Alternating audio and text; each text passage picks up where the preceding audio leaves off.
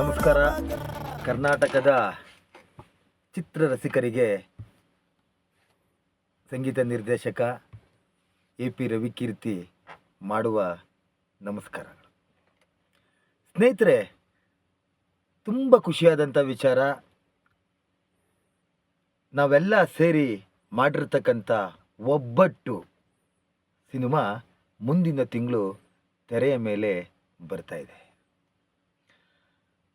ಒಂದು ಸಾಮಾನ್ಯ ಹಳ್ಳಿಯಲ್ಲಿ ನಡೀತಕ್ಕಂಥ ಒಂದು ನಿಜ ಜೀವನದಲ್ಲಿ ಏನು ನಡೆಯುತ್ತಲ್ವ ಅಂಥ ಒಂದು ಚಿತ್ರಕಥೆಯನ್ನು ಲೋಕೇಶ್ ವಿದ್ಯಾಧರ್ ಅವರು ನಿರ್ದೇಶನ ಮಾಡಿ ಅದನ್ನು ನಿಮ್ಮ ಬಳಿಗೆ ಚಿತ್ರಮಂದಿರಗಳಿಗೆ ತಗೊಂಡ್ಬರ್ತಾ ಇದ್ದಾರೆ. ಈ ಒಂದು ಸಂದರ್ಭದಲ್ಲಿ ನಾನು ಲೋಕೇಶ್ ವಿದ್ಯಾಧರ ನಿರ್ದೇಶಕರ ಬಗ್ಗೆ ಎರಡು ಮಾತನ್ನು ಆಡಲೇಬೇಕು ಸ್ನೇಹಿತರೆ. ಯಾಕೆ ಅಂತಂದರೆ, ಜೀವನದಲ್ಲಿ ನಾವು ಕೆಲಸಕ್ಕೆ ಹೋಗೋದು, ಸಂಬಳ ತಗೊಳ್ಳೋದು, ಅಥವಾ ಯಾವುದೋ ಒಂದು ಬಿಸ್ನೆಸ್ ಮಾಡ್ತಕ್ಕಂಥದ್ದು, ಹಣ ಸಂಪಾದನೆ ಮಾಡ್ತಕ್ಕಂಥದ್ದು, ಮದುವೆ ಆಗ್ತಕ್ಕಂಥದ್ದು ಸಾಮಾನ್ಯ, ಅದು ಪ್ರಕೃತಿ ಕ್ರಿಯೆಗಳು ನಡ್ಕೊಳ್ತಾ ಹೋಗ್ತಾ ಇರ್ತವೆ. ಆದರೆ ಅಂದ್ಕೊಂಡಿದ್ದನ್ನ ಮಾಡ್ತಕ್ಕಂಥ ಒಂದು ಕನಸು ಇದೆಯಲ್ಲ, ಆ ಒಂದು ಪ್ರಯತ್ನ ಇದೆಯಲ್ಲ, ಅದೇ ಒಂದು ಸಾಧನೆ ಅಂತಕ್ಕಂಥದ್ದು ನನ್ನ ಒಂದು ಸ್ವಂತ ಅಭಿಪ್ರಾಯ. ಏಕೆಂದರೆ ನಡೀತಕ್ಕಂಥದ್ದು, ಜೀವನದಲ್ಲಿ ನಡೀತಕ್ಕಂಥದ್ದು ಬೇರೆ, ಆದರೆ ಅಂದ್ಕೊಂಡಿರ್ತಕ್ಕಂಥದ್ದು ಮಾಡೋದು ಬೇರೆ. ಇಂಥ ಒಂದು ಕನಸುಗಳನ್ನ ಇಟ್ಕೊಂಡ್ರೂ ನಾನು ಕೂಡ ಹೌದು, ಹಾಗೆ ನಮ್ಮ ನಾವು ಸ್ನೇಹಿತರೆ ಅಂತ ಹೇಳಕ್ಕೆ ಇಷ್ಟಪಡ್ತೀನಿ. ಲೋಕೇಶ್ ವಿದ್ಯಾಧರ್ ಅವರು ಕೂಡ ಅದೇ ಸಮಾನ ಮನಸ್ಥಿತಿಯಲ್ಲಿ ಇರ್ತಕ್ಕಂಥ ಒಬ್ಬ ವ್ಯಕ್ತಿ. ತುಂಬ ಕಷ್ಟಪಟ್ಟು ಇಷ್ಟಪಟ್ಟು ಅದು ಹೇಳ್ತಾ ಇದ್ರು ಯಾರೋ, ಈ ಹೆಂಗೆ ಸಾರಿ ಈ ಕತೆ ಹುಡ್ಕೋತು ಅಂದಾಗ ಅವರು ಮಿಸ್ಸಸ್ ಯಾವುದೋ ಒಂದು ಹಬ್ಬ ಒಂದು ಸಂದರ್ಭದಲ್ಲಿ ಒಬ್ಬಟ್ಟು ಮಾಡಬೇಕಾದ್ರೆ ಏನೋ ಒಂದು ಮಾತುಕತೆ ಬಂದ ತಕ್ಷಣ ಒಬ್ಬಟ್ಟು ಸಿನಿಮಾ ಕತೆ ಸ್ಟಾರ್ಟ್ ಆಯ್ತಂತೆ. ಅಲ್ಲಿಂದ ಸ್ಟಾರ್ಟ್ ಆಗಿದೆ ಕತೆ. ಹಾಗಾಗಿ ಅವರು ಅದನ್ನು ಮಾಡಬೇಕು ಅಂತಕ್ಕಂಥ ತುಂಬ ಹಂಬಲಿಸ್ತಾ ಇದ್ರು. ಇದು ನನ್ನ ಸ್ನೇಹಿತ ರೂಪೇಶ್ ಅಂತಿದ್ದಾನೆ, ಅವ್ರ ಸ್ನೇಹಿತರು ಕೂಡ ಹೌದು. ಸೊ ನಾವು ನಮ್ಮವರ ಭೇಟಿ ನಿಜವಾಗ್ಲೂ ಈ ಥರ ಆಗುತ್ತೆ ಅಂತ ಗೊತ್ತಿರಲಿಲ್ಲ.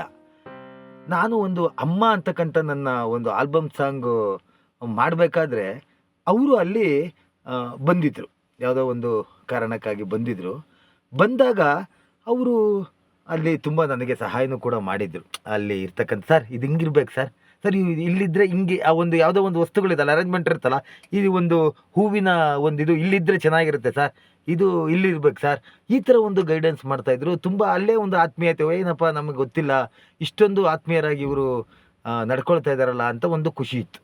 ಎಲ್ಲ ಮುಗಿದಾದ್ಮೇಲೆ ಸಡನ್ನಾಗಿ ನಾನು ಆಫೀಸಲ್ಲಿದ್ದಾಗ ಆಫೀಸ್ ಮುಗಿಸ್ಕೊಂಡು ಬಸ್ಸಲ್ಲಿ ಬರಬೇಕಾದ್ರೆ ಒಂದು 5:15 ಗಂಟೆಲಿ ಒಂದು ಫೋನ್ ಬಂತು, ಸರ್ ನಿಮ್ಮನ್ನು ಭೇಟಿ ಮಾಡ್ಬೇಕು ಸರ್. ಹೌದಾ, ಓಕೆ ಸರ್ ಹೇಳಿ ಸರ್.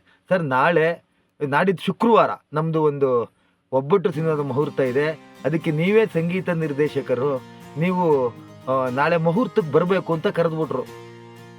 ನಮಗೊಂಥರ ಆಶ್ಚರ್ಯ, ಏನಪ್ಪ ಇದು ಸರ್, ನಮ್ಮ ಸಾಂಗ್ ಕೇಳಿಲ್ಲ ಏನಿಲ್ಲ, ನೀವು ಸಡನ್ನಾಗಿ ನೀವು ನನ್ನ ಸಂಗೀತ ನಿರ್ದೇಶಕ, ನಿಮ್ಮ ಟೇಸ್ಟಿಗೆ ನಾವು ಮ್ಯಾಚ್ ಆಗ್ತೀವೋ ಇಲ್ಲೋ ಇದನ್ನೆಲ್ಲ ಸ್ಟಡಿ ಮಾಡ್ಬಿಟ್ಟು ಮಾಡಿ ಅಂತಂದ್ರೆ, ಇಲ್ಲ ಸರ್ ನಮ್ಮ ನಂಬಿಕೆ ಇದೆ ಮಾಡೋಣ ಅಂತಂದ್ರು. ನಾನು ಮುಹೂರ್ತಕ್ಕೆ ಹೋಗೋಕ್ಕಾಗಲಿಲ್ಲ.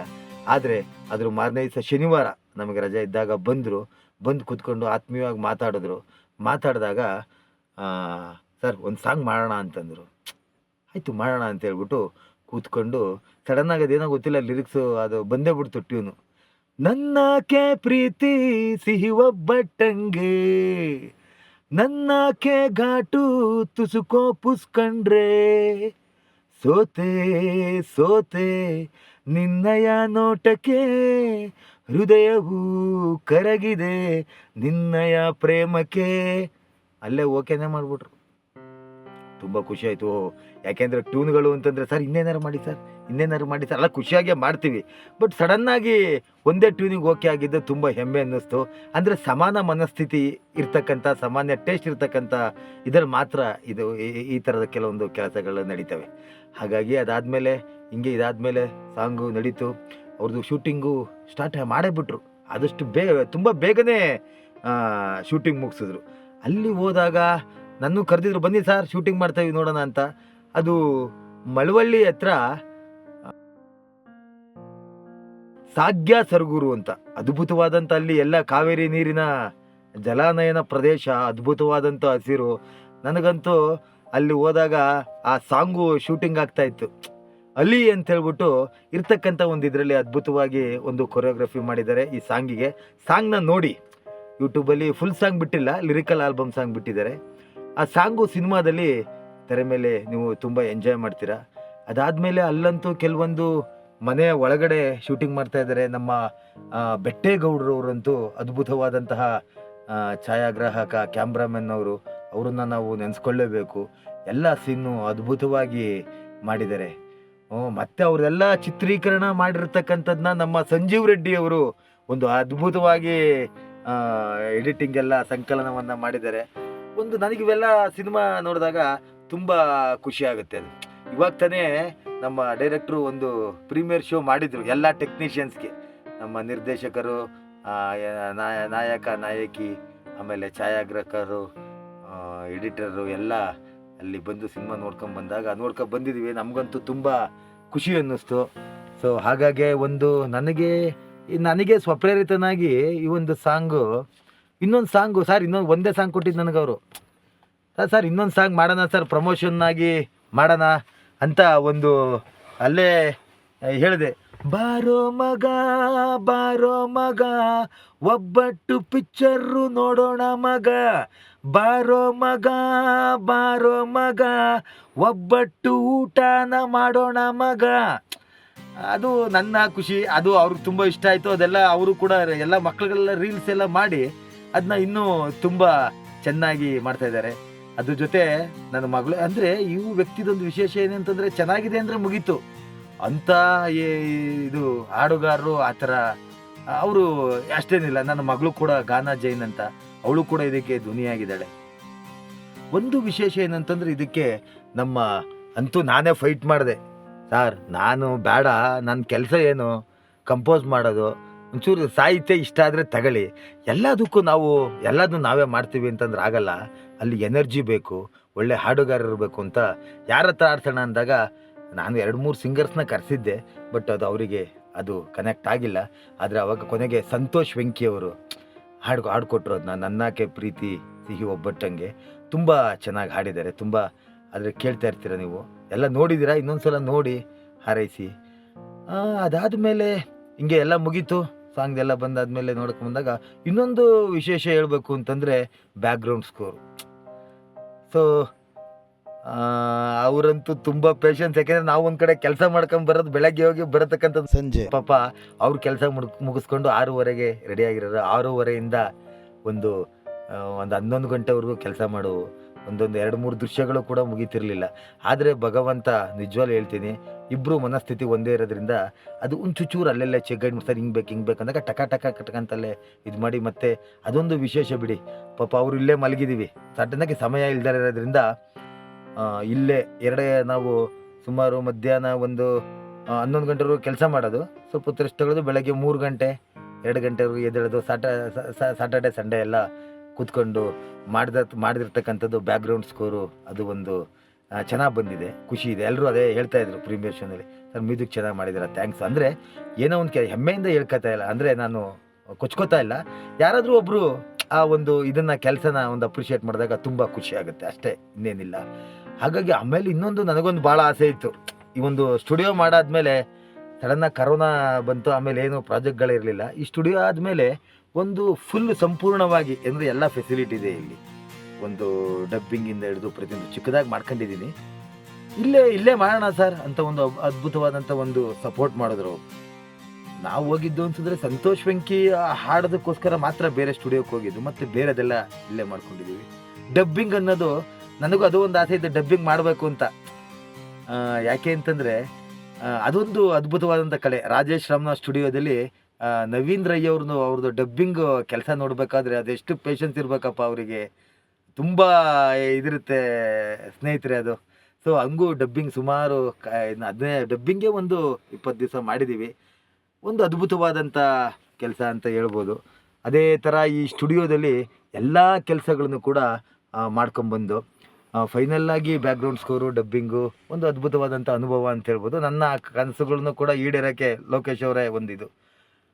ಆಮೇಲೆ ನನ್ನ ಒಂದು ಪ್ರೀವಿಯಸ್ ಅನುಭವಗಳನ್ನು ಹೇಳ್ತಾ ಹೋದಾಗ ನನ್ನ ಮೊದಲನೇ ಚಿತ್ರ ಜಗ್ಗು ಶಿರ್ಸಿ ಅಂತವರು ನಿರ್ದೇಶನ ಮಾಡಿದರು, ಕೋಟಿಗೊಂದು ಲವ್ ಸ್ಟೋರಿ ಅಂತ. ಅದರಲ್ಲಿ ಒಂದು 7 ಹಾಡುಗಳನ್ನು ಕೊಟ್ಟಿದ್ದೆ. ಅದು ಕೂಡ ನಮ್ಮ ಇಲ್ಲಿ ಹೊರಗಡೆ ಸ್ಟುಡಿಯೋದಲ್ಲೇ ಅಲ್ಲಿ ಎಲ್ಲ ಆಗಿತ್ತು. ಅದಾದಮೇಲೆ ಅಲ್ಲಿ ಬ್ಯಾಕ್ಗ್ರೌಂಡ್ ಸ್ಕೋರ್ಗೆಲ್ಲ ಸತೀಶ್ ಬಾಬು ಅಂತ ಹೇಳ್ಬಿಟ್ಟು ಮಾಡಿದರು. ಅದರಲ್ಲಿ ರಾಕೇಶ್ ಅಡಿಗ ಮತ್ತು ಶುಭಾ ಪುಂಜ ಮುಖ್ಯವಾದಂಥ ಪಾತ್ರದಲ್ಲಿ ನಟಿಸಿದ್ದಾರೆ. ಆ ಒಂದು ಸಿನಿಮಾ ಒಂದು ಓಡ್ತು, ಪರವಾಗಿಲ್ಲ. ಅದಾದಮೇಲೆ ಕಲಬೆರಕೆ ಅಂತ ಒಂದು ಸಿನಿಮಾ ಮಾಡಿದೆ, ಅನಿರುದ್ಧ್ ಅವರು ನಾಯಕ. ಅದರಲ್ಲೂ ಕೂಡ ಒಂದು 5 ಹಾಡುಗಳನ್ನು ಕೊಟ್ಟಿದ್ದೆ. ಅದು ಬ್ಯಾಕ್ಗ್ರೌಂಡ್ ಸ್ಕೋರು ಮಾಡಿದ್ವಿ. ಅದು ಒಂದು ನೀವು ನೋಡ್ಬೋದು, ಯೂಟ್ಯೂಬಲ್ಲೆಲ್ಲ ಸಿಗುತ್ತೆ ಹಾಡುಗಳು. ಮತ್ತು ಇದು ಅಂದರೆ ಏನು ಕೆಲಸ ಮಾಡಿದ್ದೀರಾ ನೀವು, ಇಷ್ಟೆಲ್ಲ ಮಾತಾಡ್ತಾ ಇದ್ದೀರಾ ಅಂತ ನಿಮಗೇನಾರು ಅನಿಸಿದರೆ ಆ ಒಂದು ಲಿಂಕನ್ನು ನೋಡ್ಬೋದು. ಕಲಬೆರಕೆ ಆದಮೇಲೆ ಶತಾಯ ಗತಾಯ ಅಂತ ಮತ್ತೊಂದು ಚಿತ್ರನ ಮಾಡಿದೆ. ಅದರಲ್ಲಿ ರಘುರಾಮಪ್ಪ, ಸಂದೀಪ ಗೌಡ್ರು ನಿರ್ದೇಶಕರು. ಅದು ಕೂಡ ಯೂಟ್ಯೂಬ್ನಲ್ಲಿ ಹಾಡುಗಳು ಸಿಗ್ತವೆ. ಅದಾದಮೇಲೆ ಛಲಗಾರ ಅಂತ ಹೇಳ್ಬಿಟ್ಟು ಮತ್ತೊಂದು ಸಿನಿಮಾ, ಮಕ್ಕಳು ಸಿನಿಮಾ ಅದರಲ್ಲಿ ಒಂದು ಹಾಡು ಬ್ಯಾಕ್ಗ್ರೌಂಡ್ ಸ್ಕೋರು. ಅದು ಒಂದು ಅದ್ಭುತವಾದಂಥ ಅನುಭವ.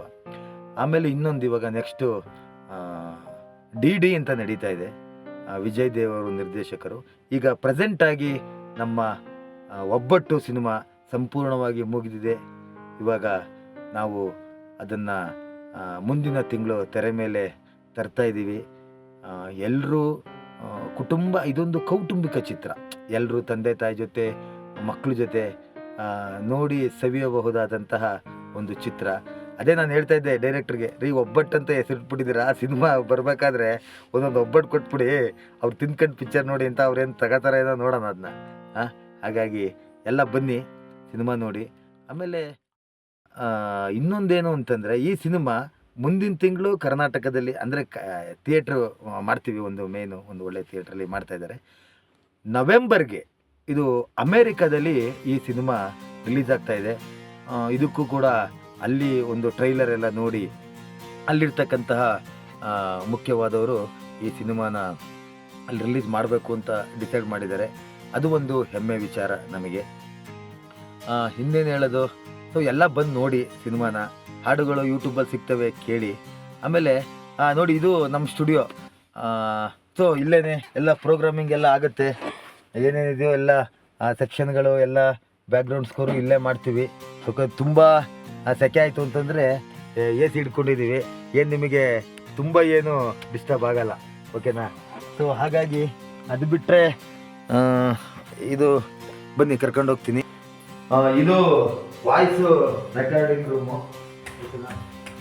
ತುಂಬ ಚಿಕ್ಕದಾಗೆ, ದೊಡ್ಡದಾಗೇನು ಮಾಡಿಲ್ಲ, ತುಂಬ ಚಿಕ್ಕದಾಗಿ ಮಾಡಿದ್ದೀವಿ, ಓಕೆ? ಅಂದರೆ ಫುಲ್ಫಿಲ್ ಆಗಬೇಕು. ತುಂಬ ಆಸೆ ಪಟ್ಟರು ಇರ್ತಾರಲ್ಲ ಅವರೆಲ್ಲ.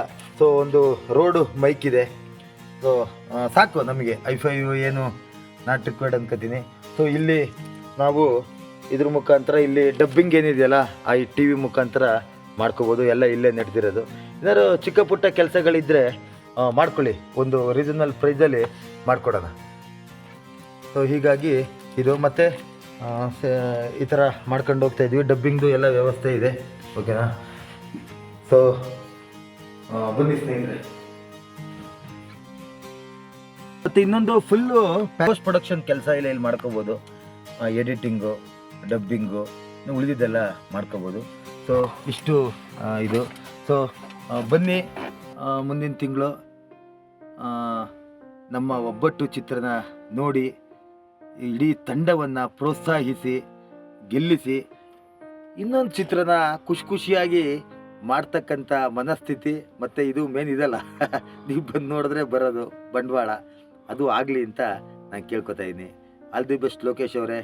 ನಿಮಗೆ ಇದು ಫೈನಾನ್ಷಿಯಲಿ ಒಳ್ಳೆ ಕೆಲಸ, ಒಳ್ಳೆ ಒಂದು ಮಾಡಲಿ. ಮುಂದಿನ ಚಿತ್ರಕ್ಕೆ ನಿಮಗೊಂದಿದು ಒಂದು ಮೆಟ್ಟಿಲಾಗಲಿ. ಇದೇ ಥರ ಮೆಟ್ಟಿಲ ಮೇಲೆ ಹತ್ಕೊಂಡು ನೀವು ಗೆಲುವಿನ ದಾರಿಲಿ ನೀವು ಗುರಿ ತಲುಪಬೇಕು. ಅದೇ ರೀತಿ ನಮ್ಮನ್ನು ಜೊತೆಲಿ ಕರ್ಕೊಂಡೋಗ್ಬೇಕು ಅಂತ ಕೇಳ್ಕೊತಾ ಇದ್ದೀನಿ. ಇಷ್ಟು ಹೊತ್ತು ನನ್ನ ಈ ಮಾತುಗಳನ್ನು ಆಲಿಸಿದ ನಿಮಗೆಲ್ರಿಗೂ ಧನ್ಯವಾದಗಳು, ಅನಂತ ಧನ್ಯವಾದಗಳು. ಜೈ ಶ್ರೀಕೃಷ್ಣ. ಧನ್ಯವಾದಗಳು ಸ್ನೇಹಿತರೆ.